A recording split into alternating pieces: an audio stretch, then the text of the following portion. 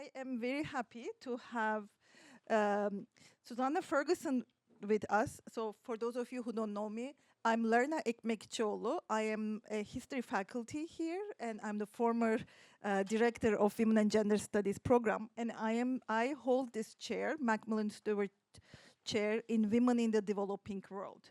And this talk, the distinguished Macmillan Stewart lecture organization, is part of my responsibilities to do this biannually. And I am very happy to host one of our rising stars in the field, if I may. I don't like that language, but really this is how I feel about Professor Ferguson's work. So I'm very quickly going to introduce her, and then we will have her present the book, the new book, to us for about 40 minutes, which will be followed by Q&A. Professor Susanna Ferguson is an assistant professor of Middle East Studies at Smith College. She's a historian of women, gender, and intellectual life in the Eastern Mediterranean. Her research traces how debates about gender, sex, and science helped shape political thought and imagination in the 19th and 20th century Arab world. From her graduate years at Columbia History onward, Susie has been one of the most dynamic and widely admired voices in Middle East history today. Her work has appeared in various journals, including Modern Intellectual History, the Journal of Middle East Women's Studies, Comparative Studies of South Asia, Africa, and the Middle East, and the Arab Studies Journal.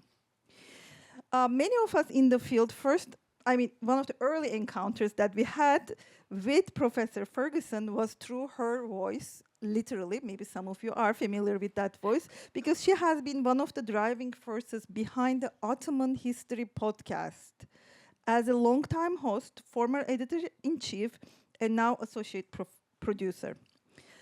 She also co-curates the celebrated series in the Ottoman History podcast called Women, Gender, and Sex in the Ottoman World, which has brought new audiences and fresh energy to our field. Most recently, Susie published this book, Labors of Love, Gender, Capitalism, and Democracy in the Modern Arab Thought, with Stanford University Press in 2024, which is a major and much anticipated contribution to modern intellectual history. And Susie did all these things as she is teaching at Smith to very motivated students who are really engaged with the world, it looks like. They always go to her office hours, I learned, with multiple questions about how the world runs. And not all of which I can answer. But yes, and having just have a baby, that's really, right, yes. Who is 4 months old and very cute. So we are very happy that you made time for us. Congratulations for the book, and the floor is yours. Oh, thank Please you so much. Join me in welcoming. Well, thank you so much to Lerna for the introduction, and to Van for organizing everything so smoothly, and to all of you for being here. 5:30 on a Thursday is like a primo hour, so I'm very gratified to see so many faces in the audience. Thank you for coming. My talk today is based on research that I talk about in this book, but I promise I'm not going to, just give you a rundown of the book, because you can read that on your own. But I do want to talk about some of the things that I learned through this research and writing process. So just by way of introducing myself to you, I am a historian of gender and sexuality and of intellectual life in the modern Arab world. So broadly speaking, as Lerna mentioned, my research addresses broad questions about how women, gender, and sex have shaped political vocabularies in the Arabic-speaking world, focusing on the cities of Cairo and Beirut. In the late 19th and early 20th centuries, which is the period that I work on, these cities really became hubs of a growing intellectual life and print culture in this broader Eastern Mediterranean region, which is roughly pictured here on the screen. This period, the late 19th and early 20th centuries, was also a moment of the last decades of Ottoman rule and the emergence of modern nation states in this region, right? So major political transformation. And during that period, these cities, Cairo and Beirut, are really at the heart of central changes in knowledge production, in gender regimes, and in political imaginaries. So in my talk today, what I want to talk about is how Arab thinkers, mostly women, based in Cairo and Beirut, turn to questions of motherhood, child rearing, and the female body to grapple with this moment of state building, of colonialism, and of the kind of fall of a major imperial society, let's say. And I'll do this by tracing what I call a feminist conceptual history of tarbiya, which is an old Arabic word for cultivation that came in the 19th century to refer to the feminized labor of child-rearing and ethical cultivation in the home, right? So this is a word for child-rearing or upbringing that you're going to hear a lot throughout the talk. So just a quick outline of the talk so you know where I'm headed. The first thing I want to talk about is kind of a broader introduction to the kind of stakes of the project and the questions that I'm asking about the role of childrearing and motherhood in Arab intellectual history and global intellectual history more broadly. Then I want to zoom in on two particular aspects of the argument. The first is how writers working in Arabic turn to this idea of childrearing or tarbiya to think about the problem of labor at the beginning of what we might think of the regime of the wage, right? This is a moment where people are thinking about work as something that is bought and sold, right? So why is it that motherhood and childrearing come to the fore in that context? And then the second piece of the argument I want to go into more detail about is what I call a little bit loosely the problem of democracy, right? So this is also the moment at the end of the Ottoman Empire, the birth of Arab nation states, where people are thinking about the possibility, if not yet the reality, of a government of popular sovereignty, right? And this is another reason, I think, why people turn to motherhood and childrearing in a kind of new and important way.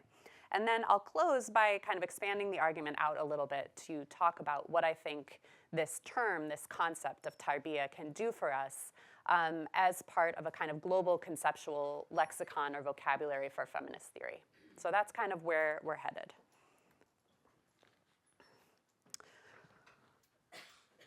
So the research for this project really started with a kind of deceptively simple question, which was, what would the history, the intellectual history of the modern Arab world look like if we looked at it from the perspective of women and the women's press? And this was not the way that most intellectual historians had considered this region, right? So the intellectual history of the modern Arab world has been, by and large, an intellectual history of men, right? Men's thoughts, men's publications, men's treatises, men's books. We've learned a lot from this really rich field about how male thinkers thought about history, nationalism, constitutionalism, democracy, and many other questions that possessed people around the world, not just in the Arab world, in the 19th and 20th centuries. And recently, this scholarship has kind of entered a new moment where it's trying to think about putting mostly male Arab intellectuals, largely from the post-colonial period, into a kind of global history of philosophy and social thought, right? So we can now read someone like Lebanese Marxist Mahdi Amel alongside Karl Marx, or we can read Abdurrahman Badawi, an Egyptian philosopher, alongside Jean-Paul Sartre, right? These are the kind of conversations that people are staging, and they're very rich. Women's intellectual production in the Arab world, by contrast, has by and large been investigated mostly for what it has to say about the women question. Debates about women's rights and social roles that took off in the Arab world and elsewhere at the turn of the 20th century. So these are the debates about things like divorce, suffrage, the veil, and women's education. So together, I think what these two fields have produced is a conversation in which we study how women talk about women and how men talk about everything else. And that was kind of what I wanted to sort of think about in this book. What would the everything else look like if we took women's perspectives as a starting point? So this research, in the end, argues that the history of Arab women's thought is of critical importance beyond the domain of the women question. It shows how writers placed what I call the feminized labor, right? So the labor that has made the work of women, of child-rearing and moral cultivation at the heart of central debates in social and political thought, which are often analyzed as gender neutral.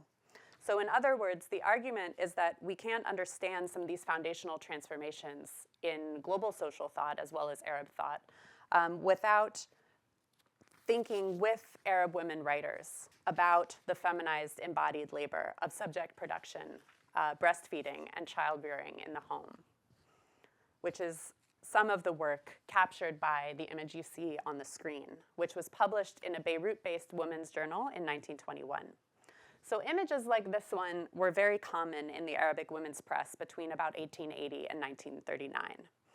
And what I love about this image, you can't maybe see it exactly, but if you look very closely, we have a kind of bourgeois mother figure surrounded by her children, right, all touching, which will become important later. But the journal that they're looking at is actually this journal, right? So it's a sort of advertisement at the same time as it is a kind of depiction of what they think might be going on or what they hope is going on.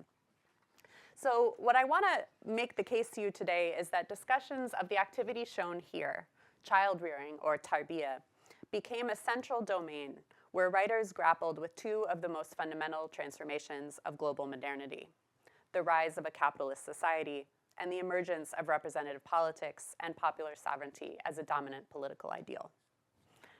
So as I've said, the work depicted in this image was known among Arabic speakers as tarbiya, an old Arabic word for cultivation that comes in this period, the late 19th century, to refer specifically to the feminized work of childrearing and moral education in the home. And I'd be happy to say more about the older trajectories of that concept if people are interested in the Q&A.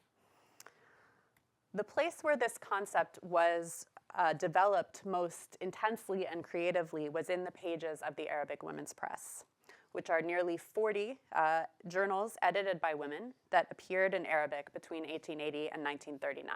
And the majority of these are published in these hub cities of Cairo and Beirut. These journals framed a new world of public debate, written and curated by women, in this period of expanding literacy and widening education across the Arab world, and particularly education and literacy for girls. So what I found as I read through these journals is that they were all obsessed across religion and across geography with a single question, which was what was the best way to raise a child?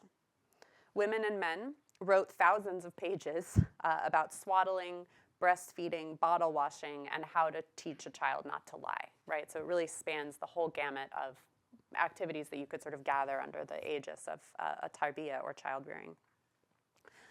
Many women didn't sign the articles that they published in these journals, right? So we know who edited the journal, but we don't necessarily know who wrote the articles that are published within. And many writers, especially the women among them, did not leave behind them the rich personal archives that are key sources often for intellectual historians, who often write books that try to kind of contextualize worlds of thought within and through an individual life. So I didn't have at my disposal those kinds of archives. And I can tell you actually a story about one of the key figures in the book, Hannah Kurani, who was a very interesting and profound ethicist, Protestant Sunday school teacher,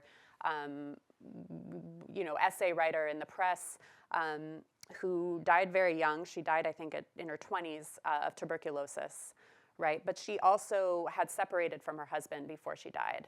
And her archive was burned by her family right after her death.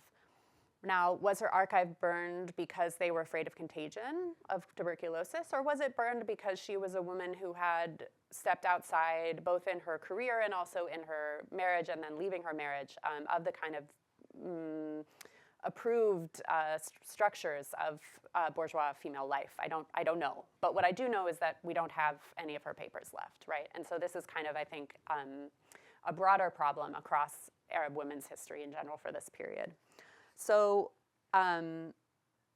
without those kind of rich personal archives that would allow me to kind of root people's thought in their daily life, right, or in their intellectual trajectories, I had to work with what I had, which was hundreds of repetitive, often brief, and often unsigned articles about child rearing that dominated the Arabic women's press.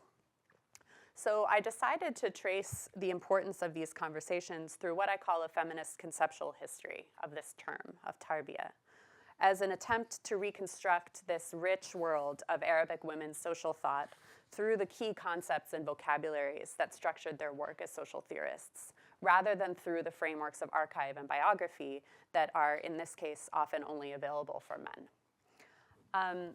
So it brought me to the central question of the work, which is why it is that everybody was talking so much about how to raise a child, right? And I'll tell you, too, I started this project in my early 20s, when the idea that women's magazines would be full of articles about child rearing seemed to me at that point in my own feminist formation as uninteresting, right? That this was a kind of feminist trajectory that had been kind of proven to not work, to kind of maternalist world that I wasn't very interested in. And it took me a long time to come to see that there was a lot to learn from what initially looked to me like quite repetitive pieces about the kind of basics of how to raise a child.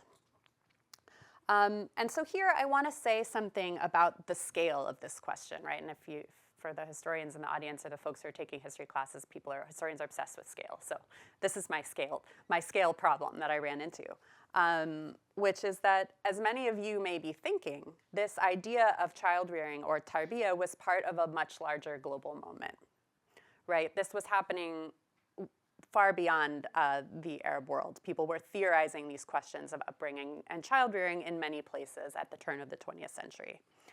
And images like the one that we looked at earlier from Beirut were appearing, similar images were appearing in many places around the world.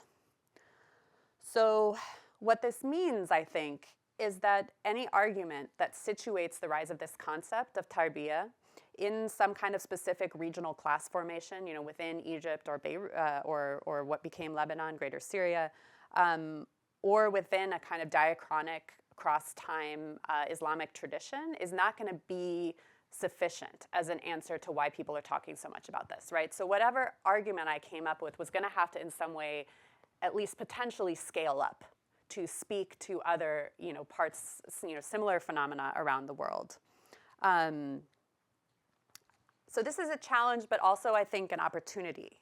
So it's a moment where I was challenged to let Arab women's thought and writing itself travel as theory, right? To allow it to resonate as meaningful and illuminating beyond the place that it was initially articulated.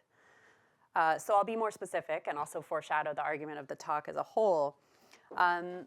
One of the major insights formulated by Arab theorists of tarbiya was that the female reproductive body, this idea of a mothering body, a breastfeeding body, a reproductive body, that idea has been key to papering over the contradictions of both capitalist society and democratic politics in many places around the world.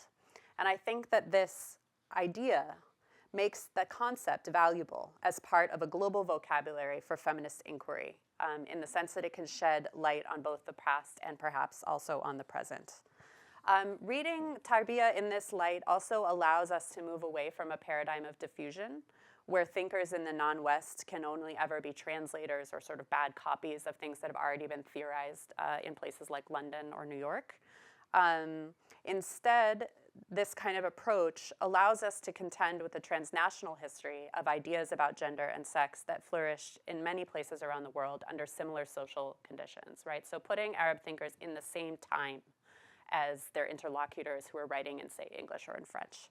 So with this global context in mind, I argue in the book that tarbiya became so important to Arab thinkers because it answered some of the most pressing questions that they faced alongside many others around the globe between 1880 and 1939. And I promise I'm not going to talk about all of these today. But so across 6 chapters, the questions that people used tarbiya to address were about civilization, society, freedom, time, labor, and democracy. So these are obviously questions that were profound for people in Cairo and Beirut, but also elsewhere. And the epilogue takes the story up through the 1970s, showing how tarbiya became a way to think through the political role of religion, especially Islam, in Egypt. And I'd be happy to talk more about any of these aspects in the Q&A. So I made the case earlier that the history of tarbiya and Arab women's writing make an essential contribution to feminist theory as well as to history. They show us how the female reproductive body has been key to papering over the contradictions of capitalism and democracy, 2 of the core dynamics of global modernity, right? This is quite abstract. So let me move through a couple of examples.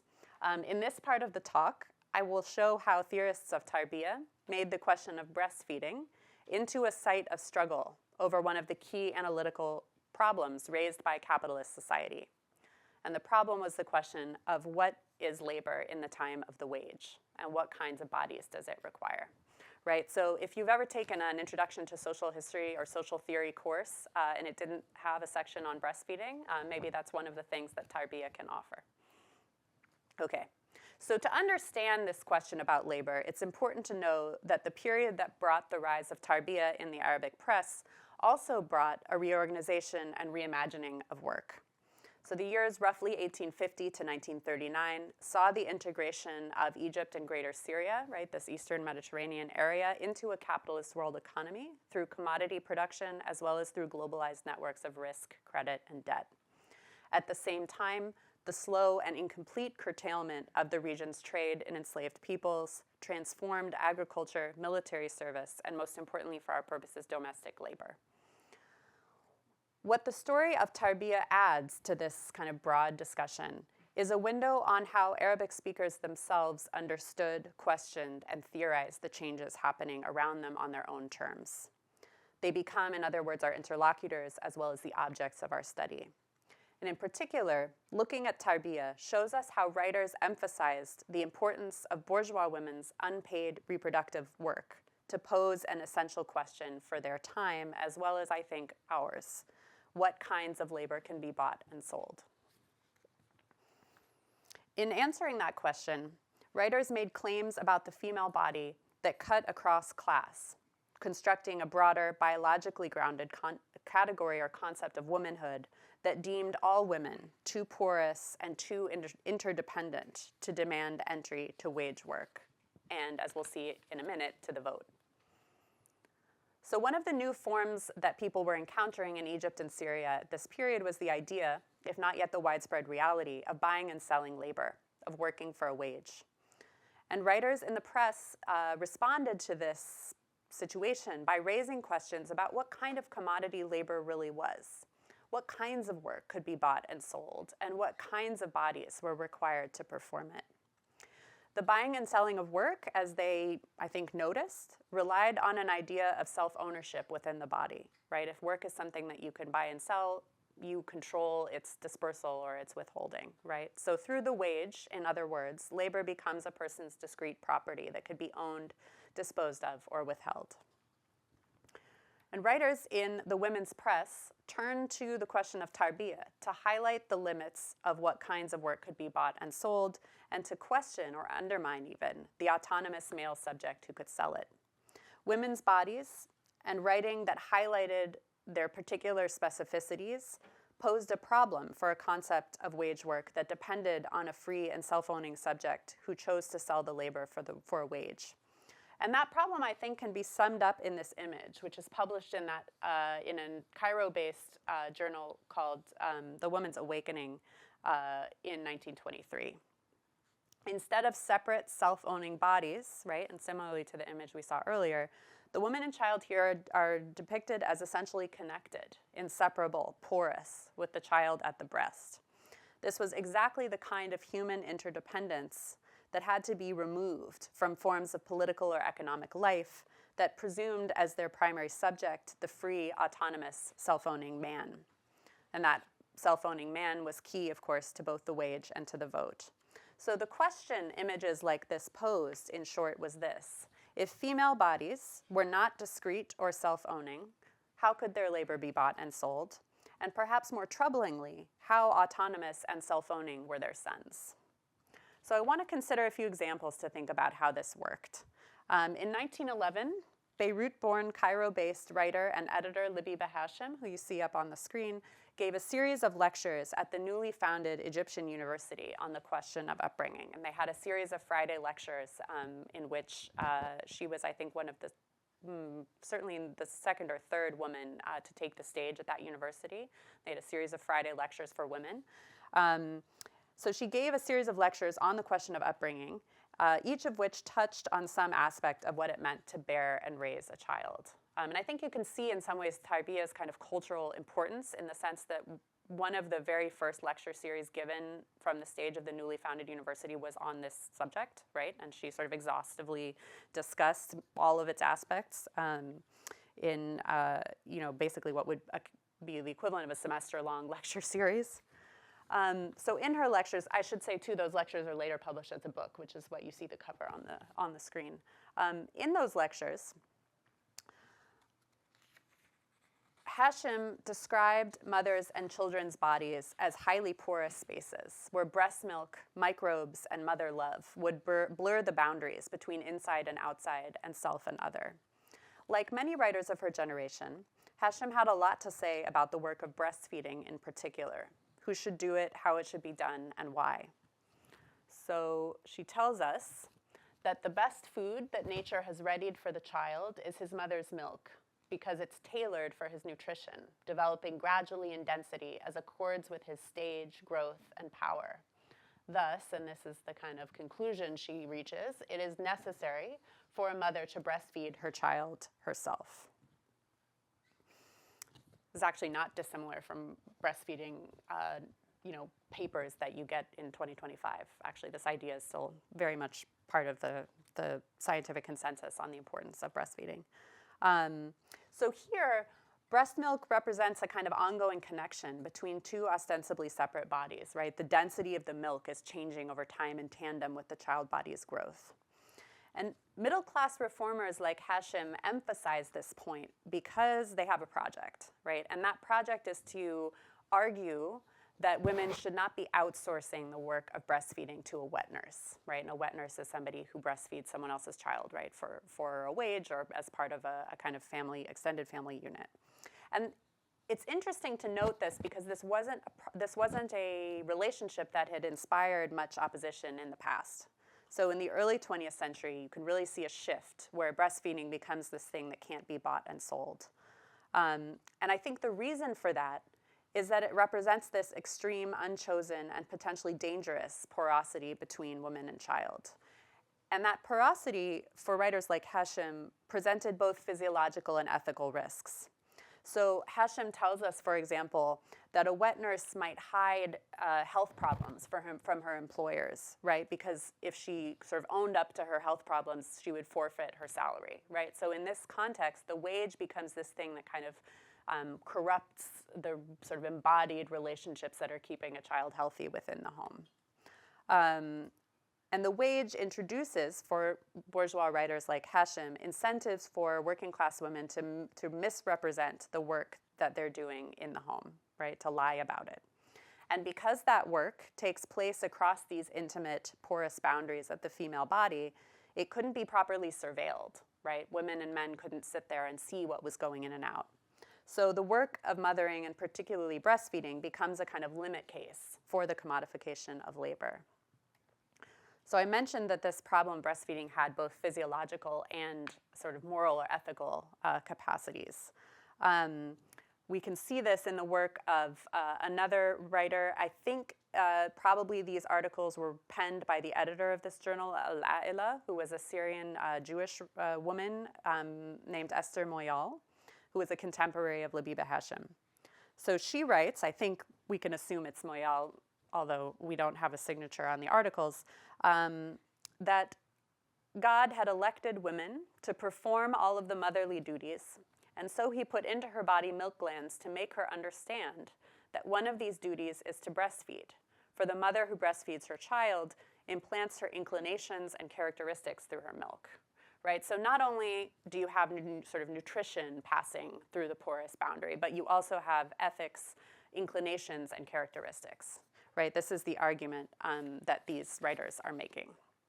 So she goes on to say that working class wet nurses might transfer undesirable characteristics to their middle or upper class charges, right, if they're brought in to breastfeed.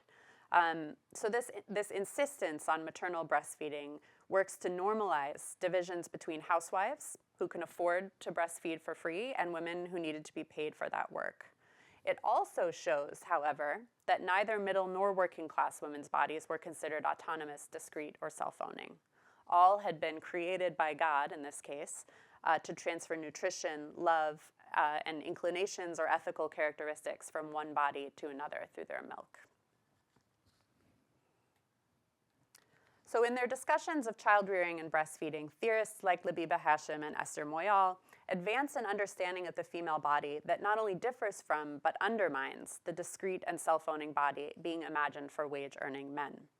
Unlike their male counterparts, the bodies of women and children depicted in these lectures are highly porous, highly vulnerable, and never fully sovereign, right? Not self-owning. In this way, these bodies spoke not only to emerging forms of class distinction, but to the many kinds of unfreedom and interdependence that accrue to bodies working within and alongside the wage. So what I'm arguing here in short is that it's difficult to understand how people experienced the emergence of capitalist society and alienated labor in places like Cairo and Beirut without attending to women's work and the anxieties and boundary struggles that it inspired. So to be more specific, reading women like Hesham as theorists of tarbiya raises essential questions about how people understood the rise of wage work as an ideal form. These questions, of course, are not unique to the Arab world. What kinds of work can be bought and sold, and what kinds of work does that labor require and presume? What kinds of value can be captured by the commodity form? And finally, the question of whether the laboring body is sovereign, stable, and autonomous, or whether it coheres instead through involuntary exchanges with other human and indeed non-human actors. These, I think, are questions that resonate for people living in capitalist societies in other places and times, and help us to understand the ongoing fascination with maternal upbringing in many places around the world. The questions that I've raised here about the sovereignty of adult male subjects became more urgent after World War I, as people in Beirut and Cairo looked towards national independence, popular sovereignty, and the vote. This brings me to the second argument that I want to make about why tarbiya became a kind of basic concept between 1850 and 1939. And that argument has to do with the advent of mass politics and popular sovereignty, which posed serious problems for reformist elites in the Arab world as elsewhere. So in this part of the talk, I want to focus on Egypt. In 1919, a revolution broke out in Cairo and across the country that would secure Egypt's partial independence from British occupation, which had been in place since 1882, and institute a constitutional monarchy with a parliament elected by universal adult male suffrage. The constitutional moment, of course, was also one of democratic theory-making, as writers responded to the new risks and possibilities of popular sovereignty in the emerging nation-state. So this image, which is pretty exceptional, there's actually an amazing series of images of 1919 held by the Bibliotheca Alexandrina in Alexandria, I think really sums up some of the both risks and possibilities of this moment. So you can see in the center of the image, you can see a group of people who are identifiably kind of bourgeois elites. The men are wearing a kind of European-style topcoat. The women are wearing the white veil that kind of mark their belonging in what was called the Effendiya class, a kind of bourgeois educated class. These are the people who are leading the movement for independence and have turned to ideas of popular sovereignty, i.e. the vote, as a way of legitimizing their project to get rid of British occupation. So they are not excited about most people voting. They do not think that most Egyptians are educated enough or smart enough to vote. They are imagining a kind of national sovereignty that is nominally democratic, but is actually led by them. That's what they have in mind, right? And on the edges of the photo, you can see people who are dressed quite differently, right? Who are wearing, a white galabiye and a different kind of headwear that perhaps marks their belonging in a different kind of class, right? And these are the kinds of people, the unlettered, the peasant, the working class, that the people in the center of this image were not interested in really ushering into a fully kind of democratic system. So they're looking for ways to control and restrain the role of most Egyptians in this new process of voting and suffrage that they're using as a kind of legitimating force for their new national independent state. So really these years between 1919, the revolution, and 1923, when they promulgate their first constitution, bring people from across Egypt's political spectrum, but especially the bourgeois elites, face to face with a question that has troubled representative regimes around the world, right? Egyptians are not the only people to have worried about this. how to institute popular sovereignty and representative self-government without overturning established forms of social hierarchy, right? Without inviting the people at the margins into the center. This really brings me to the second argument I want to present about why tarbiya becomes so important. They really begin to look to the feminized project of childrearing as a way of kind of restraining and training people's abilities to participate in a society based on popular sovereignty. So by the 1920s, right, the early 1920s, as they're in the throes of trying to construct this new nation state and begin to grapple with popular sovereignty and self-rule under lingering colonial constraints, this question of how to raise people to be both free and responsible really reaches a fever pitch. And you can see how it sort of incarnates in discussions of childrearing in The Woman's Awakening, the journal you see on the screen, which was run by Islamist-adjacent writer and thinker Labiba Ahmed. And I'm emphasizing people's religious belongings not because it was their only important social identity, but because it shows how broadly this concept resonated, even within different faith traditions. So this journal, run by Islamist-adjacent female intellectual Labiba Ahmed, really marked the link between women's child-rearing labor and the production of trustworthy subjects for democratic life. So in 1928, a contributor who signed her article simply H, or Ha, argued that there is no doubt that the tarbiya of the people, right, the upbringing of the people, is the result of private household tarbiya. And those who seek reform and improvement should first turn their gazes towards private tarbiya, according to which the child progresses at his mother's hand. So here, so far so familiar, H links two common concerns among Egyptian thinkers. The first is how to cultivate the people, right? How to fashion them into knowledgeable and socially integrated subjects who could be trusted to participate in their own governance. And the second was about the powerful hand of the mother that guided the child in those foundational early years of life. The link between subject cultivation through feminized tarbiya and effective democratic governance gained steam as the interwar era went on. In 1936, another article in the same journal, The Women's Awakening, explained that voting subjects had to be cultivated to make good choices, right? And this is not so far from conversations that you sometimes still hear. So the author of this article wrote, because a democratic society is governed by its inhabitants through the popular vote, it continuously requires a high level of cultivation of tarbiya. Without the proper cultivation of subjects, in other words, democratic societies would struggle to survive. The author put it the following way. Democratic societies have made equality available to all individuals, perhaps a bit utopian, but there it is, and opened up candidacy for office to any person desired by the voters. Voters must thus be raised and educated so that they are not deceived by the fakery of pompous speeches into nominating someone incapable of governing. This is a strange quote to read in 2025. And there it is, from 1939. So this quote explains how a people's capacity to live responsibly under a representative regime would depend on education and upbringing, on maternal tarbiya, on the hand of the mother. So people have to be raised, in other words, before they can be self-governing and free. So what's hidden in these quotes is the gender division of this political labor. Women did not get the vote in Egypt until 1956. So the individuals this author expected to exercise their equality in a democratic society were men. The cultivation of those men as trustworthy political subjects, their tarbiya, would be the work of women in the home.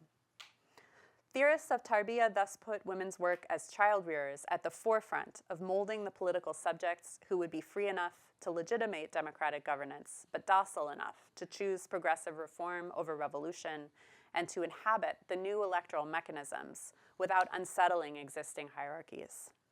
In their hands, tarbiya promised to resolve this fundamental tension in democratic life, dependence on adult actors who have already been shaped through unchosen relationships forged inside the home. So what I've suggested so far in this talk is that tarbiya became essential to modern Arab thought because it helped people to respond to urgent social questions. how to reconcile the interdependence of human bodies with the idea of alienable labor and wage work, and how to deal with the promises and risks of popular sovereignty and democratic governance. And of course, these questions are not unique to the Arab world.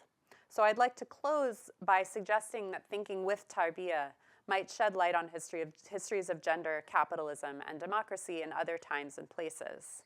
In other words, as promised by the title of the talk, that tarbiya itself might travel as feminist theory from the Arab East.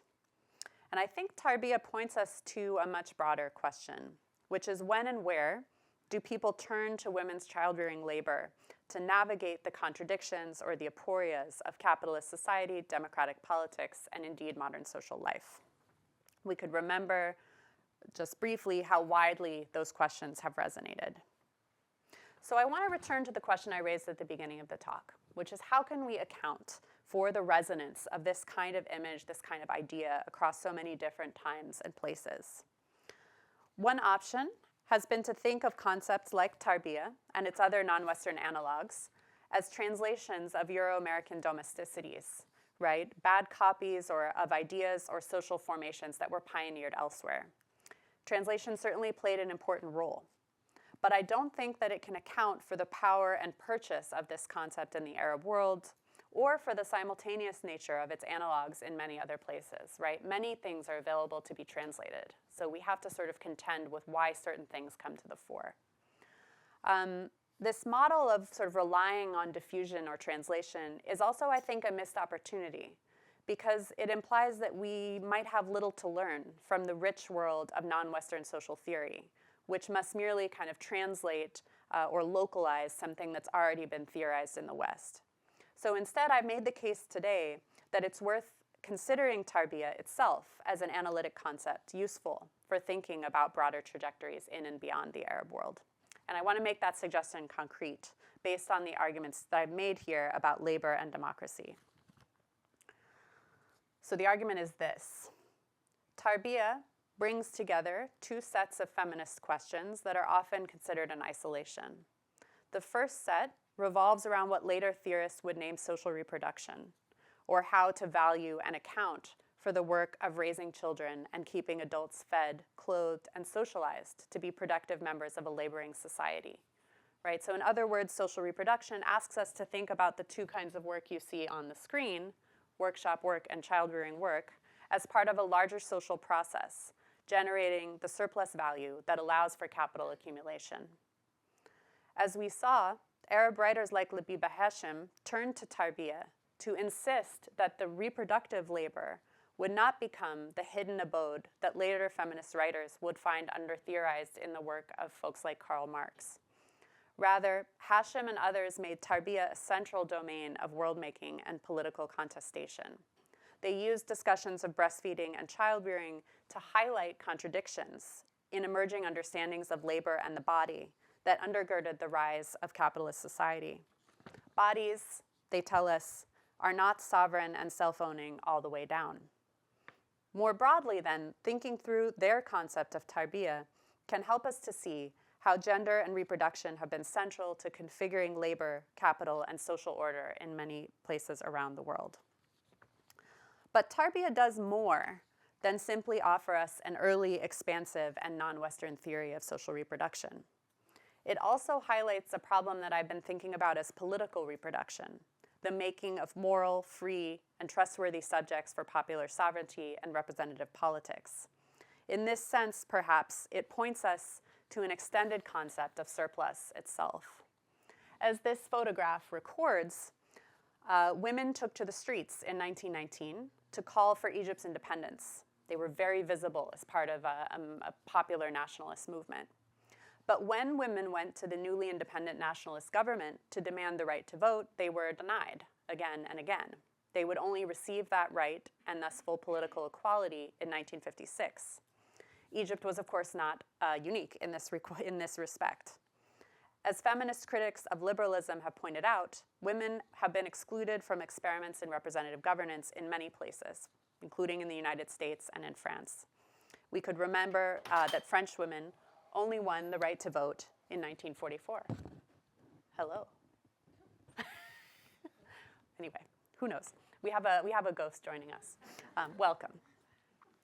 So what goes underemphasized in these critiques of liberal regimes or liberal experiments for leaving women out of the vote is why it is that they rely so heavily on gender difference to draw the boundaries of equality and citizenship, right? Some accounts attribute to this to a kind of pre-existing patriarchy that just makes it sort of natural that women would be excluded from the vote. But I think we have to think really hard about why that pattern repeats itself in so many different places. And this is something I think tarbiya can help us to think about. Tarbiya suggests that the answer to this question lies in the feminization of political as well as social reproduction. As theorists of tarbiya recognized, the fantasy of the self-owning liberal subject, free enough to make his own choices, but governable enough to be trusted with self-rule, has long relied on the feminization of political reproductive work that takes place, as it were, off-screen, right, away from the parliaments and elections that vivify regimes of popular sovereignty, instead happening in the bedroom, the kitchen, and the womb. So let me put it differently. When political subject formation, right, the making of men who are both free and reliable, is marked as the work of women, women then cannot be allowed to enter into the formal space of the political. Otherwise, what they bring with them, this understanding of the fantasy of human autonomy and equality that undergirds the discourses of equal rights and representative governance, as well as wage work, would fall apart. By making both political and social reproduction visible under the aegis of tarbiya, Arab writers thus feminized a contradiction essential to both capitalist society and democratic political regimes: dependence on adult actors who have always already been shaped outside of the formal spaces of politics and economic exchange. If capitalism has what theorist Nancy Fraser calls background conditions of possibility, right, making laborers who can continue to inhabit its formations, so too does democracy. Both rely on women's unpaid child-rearing labor in the home. So we could think of tarbiya then as pointing to an expanded concept of surplus value for the democratic age, a concept that takes into account not just women's unpaid work as cooks, cleaners, mothers, and breastfeeders, but also their work as shapers of political subjects whose later free choices are supposed to keep society together. I think the story of tarbiya also suggests that this importance that has been attributed to women's work as child rearers, essential for making other subjects, might be precisely what made it so difficult for women to make claims on equality, on the wage, and on the vote. So this research started in libraries and archives in Cairo and Beirut, but it was published as I began teaching and writing from a college in the United States, a women's college that has been particularly concerned with and indeed troubled by questions about binary gender and its role in social life.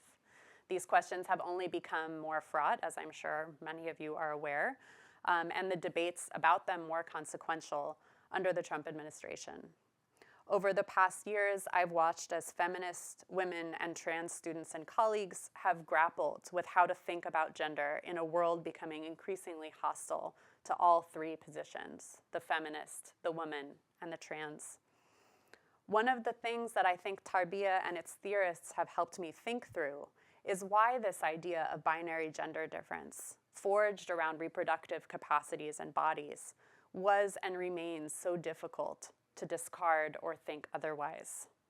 If the idea of binary gender stabilizes or hides the central contradictions of democracy and capitalism, that indeed makes it very hard to think beyond. Perhaps this is one of the reasons why debates about gender-affirming healthcare or gender-neutral bathrooms or trans athletes, all of which are contemporary examples of policing binary gender, remain capable of inspiring such profound moral panic in places like the contemporary United States. When Arab women picked up their pens to write about tarbiya, they were demanding that the feminized work of making laborers and citizens remain visible and problematic. They grappled with how central this work of subject production was to the formation of the very category of woman. Their work, in turn, has helped me see that why the idea that there must be such a thing as biological universal womanhood, despite rather much evidence to the contrary, remains so very difficult to move beyond. If binary gender is the strut that holds up both capitalism and liberalism, papering over their essential contradictions, it's no wonder that it's been so difficult and remains so essential to think beyond it. Thank you very much, and I look forward to your comments and questions.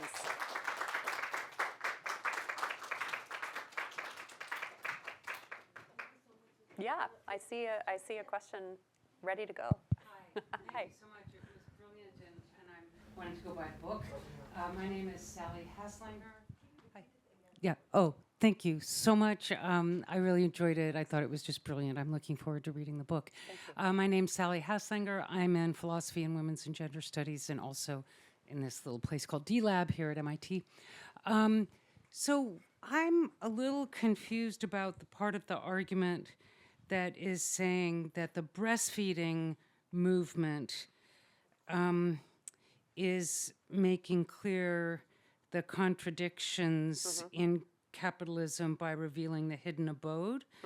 Because it seems to me that lactivism in general can be used in two ways. It can be used by patriarchy to put women in the home, and it can be also used by gynocentric feminists to affirm the positive value. And that didn't seem the contradiction that you were getting at, which is, I think, you were looking at the contradiction between the self-owning, laboring body and the non-self-owning, porous body. And that does seem like a bit of a contradiction within capitalism. But I would think that for women, and this is kind of a question, for women, there's this other contradiction is, do I get to go outside the home and leave my baby at home, or am I stuck in the home?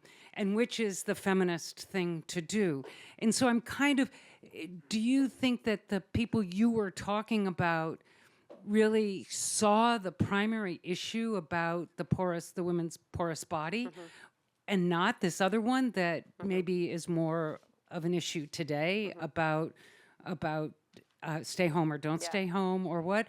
And how is it primarily a discourse about capitalism and not a discourse about patriarchy? Does this make sense? Yes, and it's a wonderful question, and I'm grateful to you for sort of thinking through the argument as it came to you.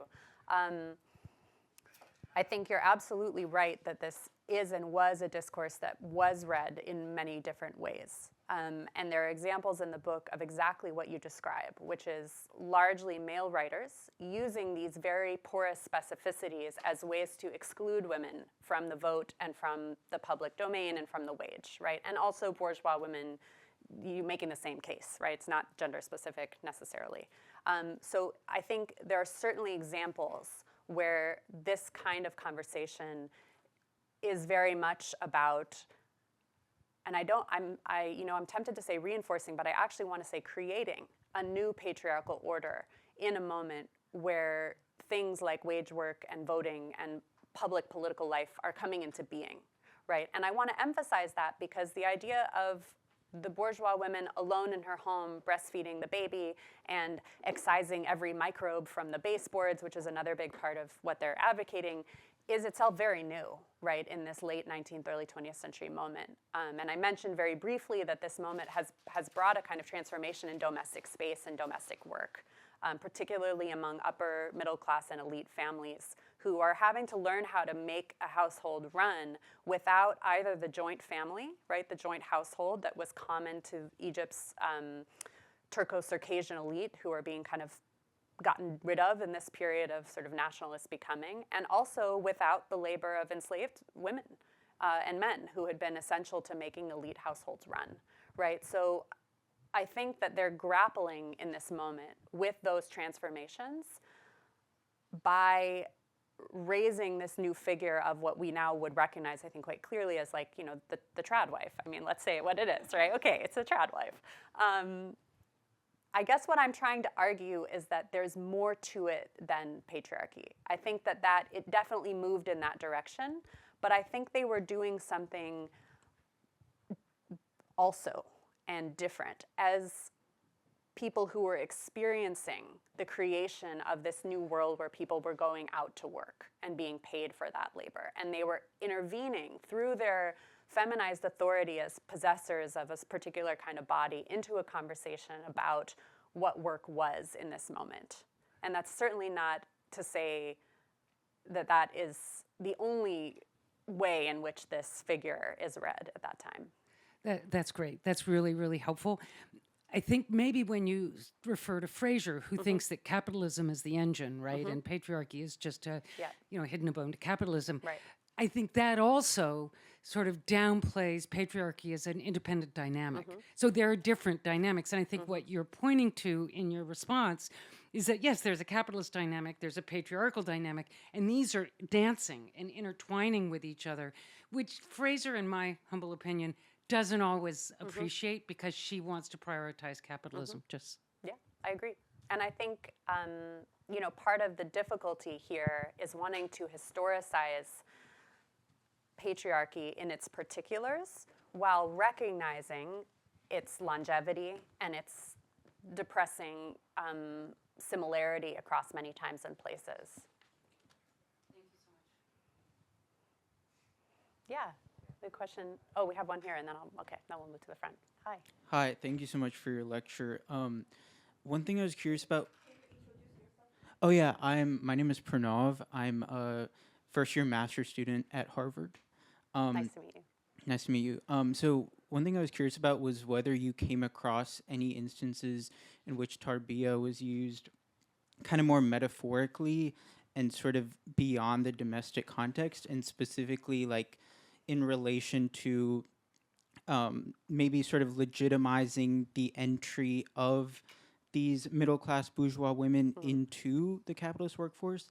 I'm specifically thinking of like professions like nursing or teaching in schools or, charitable work that I'm sure a lot of these middle-class women were engaging in.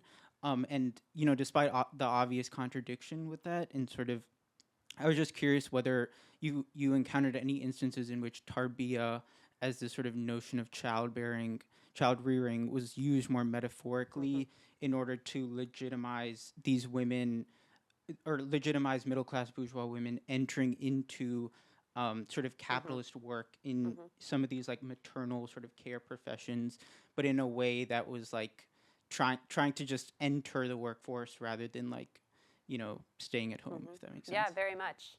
And it's a great question, in part because, of course, the women writers who I'm quoting are themselves doing that, right? They are entering into a world of public publishing, and, it's largely a subscription press, so it's a money right? I mean, they are sort of embodying that very contradiction. And indeed, one of the things that I find in the work is that, it's a double-edged sword for women, as you say, right? Because part of what they do with this discourse of tarbiya and its sort of maternalist implications is to say, this is why we need to be educated, right? Because if we're going to be educating, all the men of the future and all this, we ourselves need to be educated. And then the corollary of that is we need to be educated by women. And so women need to become teachers, right? And there are arguments, particularly, I'm thinking of a series of essays that's published in Beirut in 1921 or 22, right, as it's kind of coming into its, colonized being as an independent state under French mandate, where the argument that women are making is that we, Lebanese women, newly become, are going to be the ones who educate, the citizens of the future in the schools, right? And we are going to be the ones who care for the citizens of the future through charitable work, through sort of war work, through rebuilding social life after World War I. And so that's very much the kind of thing that you're describing, where this discourse about women's maternal capacities is used as a kind of springboard for giving them a role as teachers, as charitable workers, and indeed as writers. So one of the major metaphors that circulates in the journals is that writing a journal article is like tarbiya of the nation, right? So they see this work as a direct extension of their work as child rearers. So I think that's absolutely right.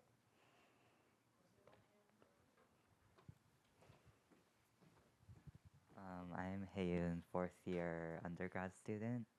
It stuck out to me that tarbiya includes the concept of like moral education and sometimes like this passing down of like a moral character from mother to child, even like biologically through breastfeeding, which becomes like important in your discussion about tarbiya and the shift to democracy. So I was wondering how like consistent is this across societies? Is this like a special like characteristic of the Arab East, or yeah?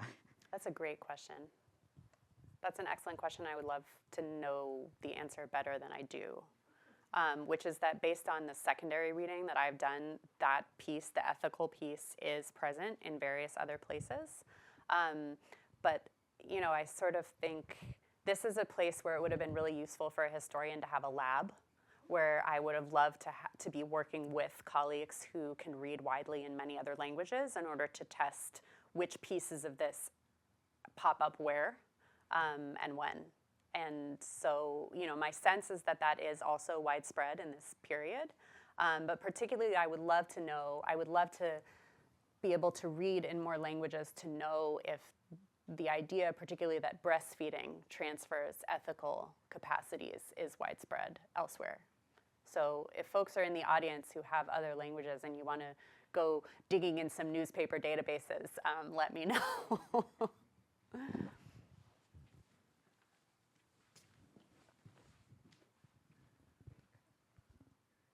First of all, thank you so much for your talk. It was really enlightening.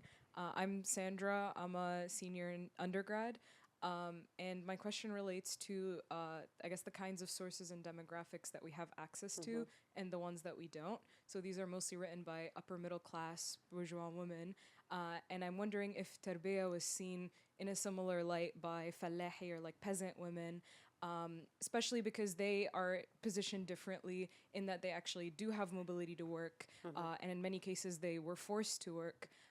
So how differently do they see tarbiya, and are they seen as like less capable of giving that kind of moral education because they have to work?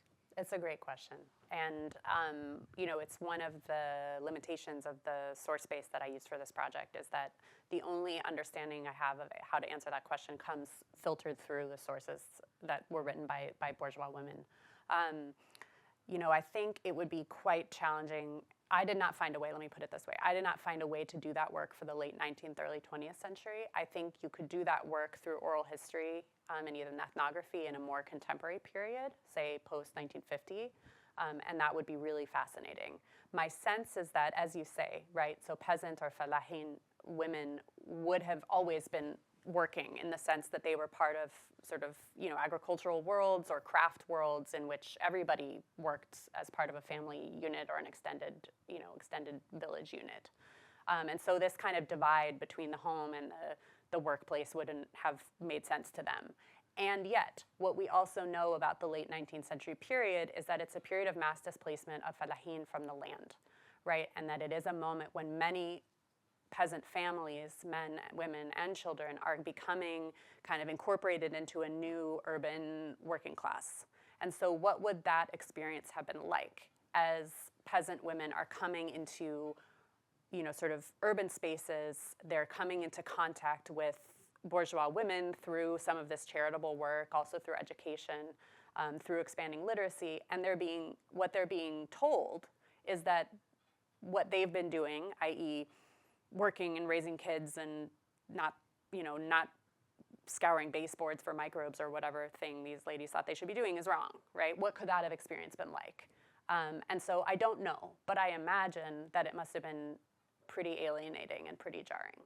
And I'm also thinking about how many of those women, again, victims in many ways of the mass displacement of peasants from the land that is the one of the outcomes of the incorporation of places like Egypt into capitalist society in the late 19th century, right? One of the violences that's done to that is asking peasant women to somehow, you know, come into these bourgeois homes as you know, domestic workers or wet nurses, who are both required to maintain the level of sanitation and intensive parenting that's being advocated for, and also not trusted, right? The repetition of the argument about the lying wet nurse I found really disturbing.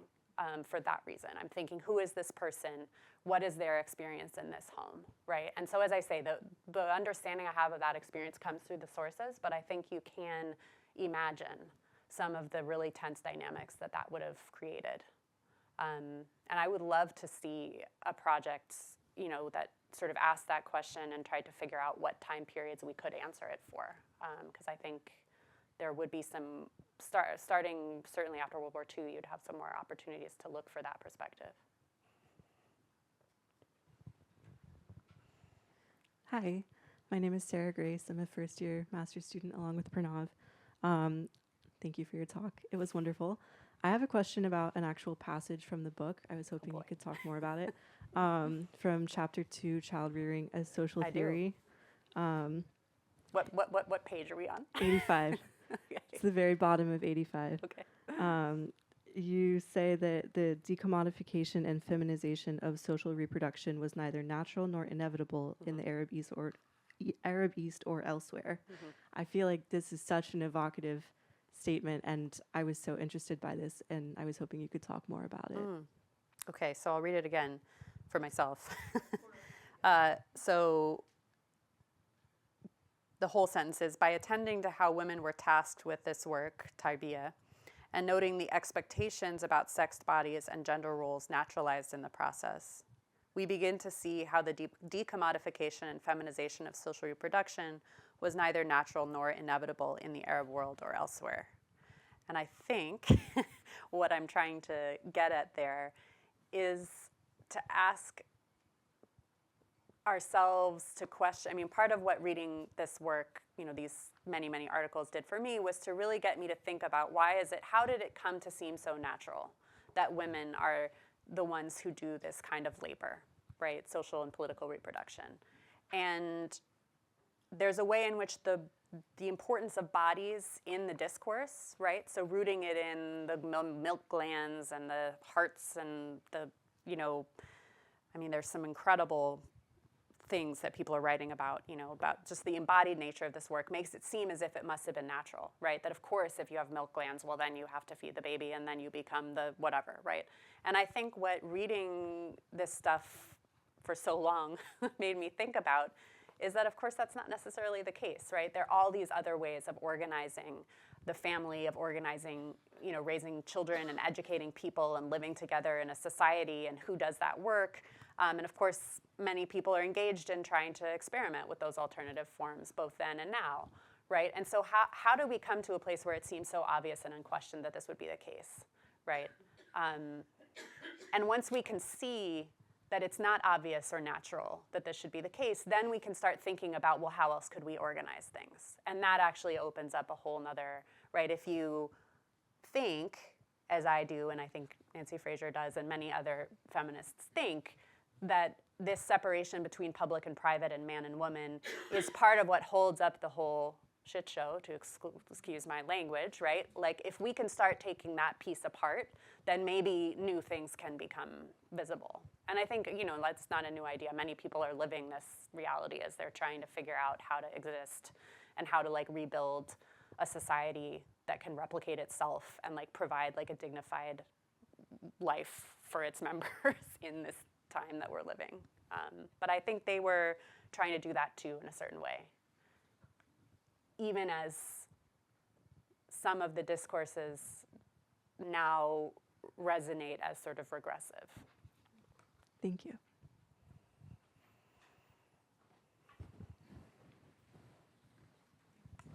Hi, I sound funny. I'm Marjorie Resnick.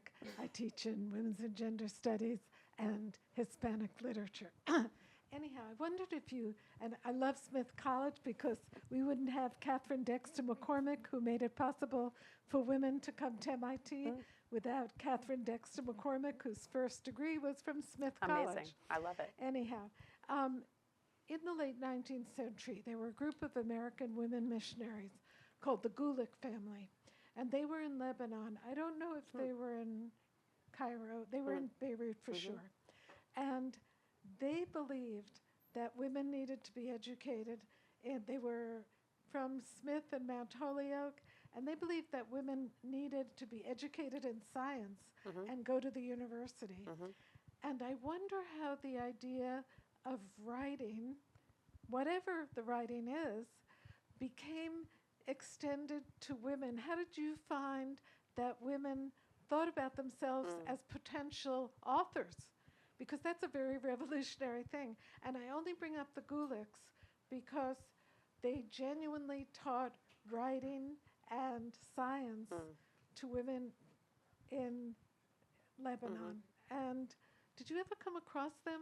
That's a great, so I want to talk to you more about that because I haven't heard of that particular family, but I'm curious about it because I did a lot of work in the missionary archive, so I'm curious about them. So this idea of writing, how do you think women came to embrace it? Yeah, it's a wonderful question, and there's a great book by a colleague of mine named Hoda Youssef called Composing Egypt, which asks some of these questions about gender and literacy in the Egyptian context. You know, thinking with her work and also with some of the things that I was reading, I mean, just to go back to the earlier question, you know, one of the main ways they thought about it was as tarbiya, was as cultivation of others, right? And so they managed to take this very new practice, and it was very new for men, right, as well as women. I mean, the print press was brand new. The subscription press was brand new. They managed to sort of incorporate it into their work as cultivators and as educators. Now, there are also women, and I'm thinking of, I've been reading some of the work of Palestinian feminist May Ziadeh, who was a very important feminist writer and icon, but was kind of not quite in the same line as some of the women I'm talking about here.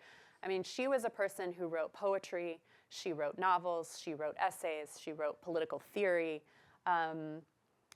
And I think it's a great question to ask about a body of work like that is how does this person think about themselves as a writer, and how did they come to think about themselves as a writer in that way? I just want to follow up with, were they familiar with the French press? So the educated classes read French for the large part. Yeah. Weren't they reading French documents? And they were, yeah, and in May's case, writing in French. I mean, her first book of poetry is in French, right? So these are, some of them are highly, especially the first generation, the late 19th century generation, are highly multilingual. Hannah Kourani, who I mentioned earlier, whose archive was burned, you know, had English and French as well, I believe. She did a kind of speaking tour in the United States, going to places like Leadville, Colorado, which just blows my mind. What could that have been like?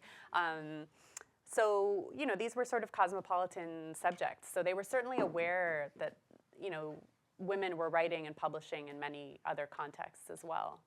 But I love that question. What would it have meant in that period to come to think of yourself as an author and as a writer? And that actually seems like a question that, you know, for folks in the audience who are themselves trying to think about, well, what does it mean actually to be a gendered person and be a writer or be a thinker in our time? And it's a good question. And they got the publishers to publish them. So that's an interesting story. I mean, many of them did that actually through family relationships. So they had brothers or husbands or fathers who were engaged in publishing and who maybe owned or financed the newspapers. So it's another way in which the family unit kind of reaches out into the publishing world to sustain it. We have time for one more question.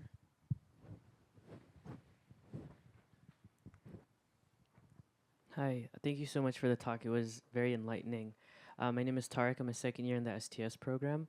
I'm also chair of the Tarbiya committee at the MIT Muslim Students Association, Amazing. where we use the term tarbiya to refer to spiritual nourishment, personal development. So I'm curious to know if in your archival work you came across the interpretation of tarbiya Islamiyya, which refers to Islamic education, versus tarbiya al-atfal, which is the child rearing component. Thank you. Yeah, thank you for bringing that up. So I mentioned at the beginning that the word is very old, right? It has lots of lives before this kind of 19th century feminization moment.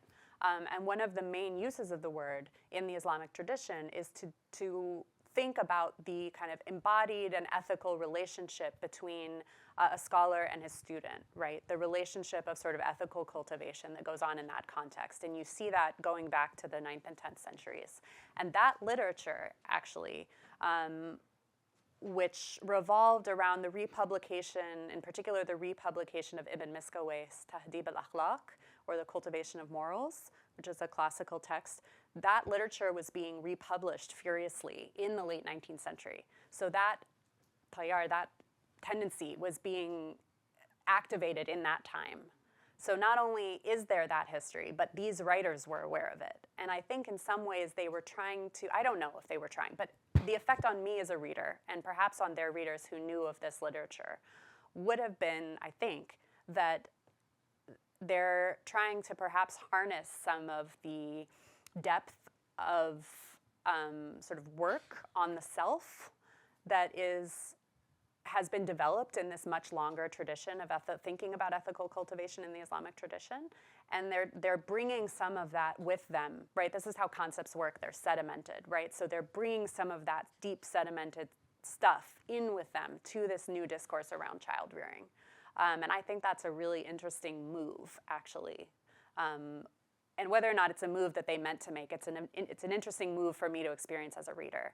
And I'll just mention that, Ibn Miskawayh's Tahdhib al-Akhlaq was published in a new edition, I think in 1905 in Cairo, and the editor added as a subtitle, Tarbiya al-Akhlaq, right? So the editor was actually making the link directly through these things. And just on the subject of tarbiya Islamiyya, so that's also a term that becomes very important for Muslim organizations in places like Egypt in the 20s and 30s, who are engaging in this kind of work of grassroots work of building a political society, right? And this is what the early Muslim Brotherhood, for example, is interested in. And they continue to use the word in that sense. So they have circles of 5 or 6 men who engage in tarbiya Islamiyya within that circle, right? And that's not a feminized project of childbearing, as you say, right? It's separate. But what I think is so interesting about the concepts is that as they circulate in the same domain, right, in the periodical press, in the kind of educated space, which would have included both these women and members of the Muslim Brotherhood, and indeed some of them overlapped, right? So Labiba Ahmed, who I mentioned, was sort of part of the women's organization that was attached to the early Brotherhood, right? The concept means both things at the same time. So when you say tarbiyat al-atfal, or the tarbiyah of children, people are also thinking of the kind of ethical cultivation meanings that are being invoked by tarbiya Islamiyya and vice versa.